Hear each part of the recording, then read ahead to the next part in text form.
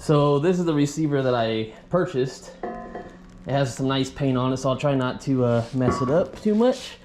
I'm gonna get all these bolts out, make sure we got all the hardware, and start getting these bolts threaded up into those holes. The older I've got, I've learned to actually read the instructions. They seem pretty straightforward. The fishing the wire thing is kind of weird. This is what it kind of comes like. And I'm just gonna try to do this myself. I don't know if I'm gonna be able to record it, but I will let you know when I get it done.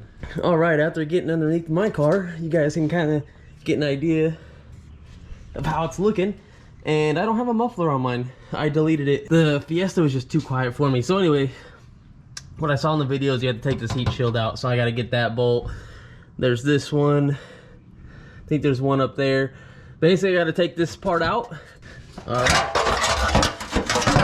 Now that we got this out, now we just have to cut it.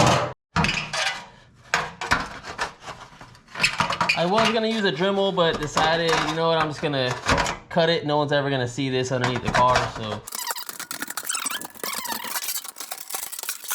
And this is pretty much after you cut it, because normally it actually extended to about right here. The only thing I do not like is I try to bend this as much as possible, but since I can only push it so far and try to bend it, it just pops right back out. I don't know if I'm actually gonna keep the full heat shield on, because if I drive and this thing hits, or if it hits my receiver once I get it on, I'm probably gonna rip this back out. All right, so check it out. We got these bolts installed. It's a pretty cool way of how they do that. Let me see if I can find this wire. This wire basically threads on the here, and then basically you push the bolt in with the wire, and then you thread this little plate onto this wire, shove it all in there, move it around, and then this pulls up. Self-locking little tab under here. Okay, what I just showed you earlier was not the right way. These are not the holes. It was supposed to be this one, so now I have to redo both sides. If I was smart enough, I would have just took the measurements from the side of the actual hitch itself.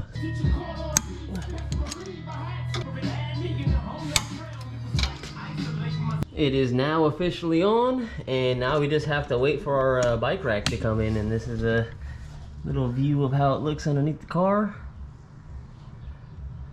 It's pretty simple installation, probably took less than an hour, somewhere around there. All right, check it out, guys. We got our bike rack. About to install it. Oh, let me give John a call real quick. Hey, what's up, dude? Hey, what's up, John Angel? How's it going? Good, man. Good. I got All right, breaking into the box to see how this looks. Sweet. I can't wait to get this bad boy on. All right, I'll give you an update once we have most of it together.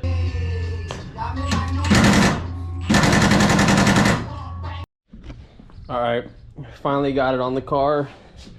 I went underneath and loosened up the mount. All should be good now. The car always steals this thing. Always wants to hold it. So all right, I'm going to do a time lapse and see how fast it takes me to get this bike on the rack now that I know what I'm doing. Still gonna be kind of slow at it, but let's get to it.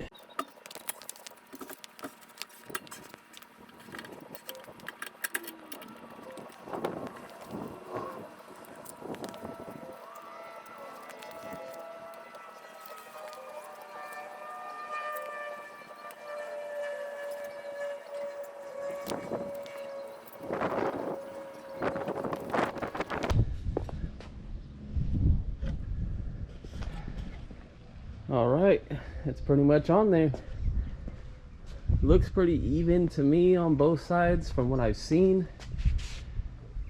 I'm happy with that.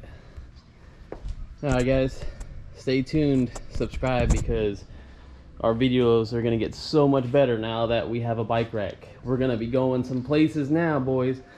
So I'll see you guys in the next couple videos, and hope you like them. Take care.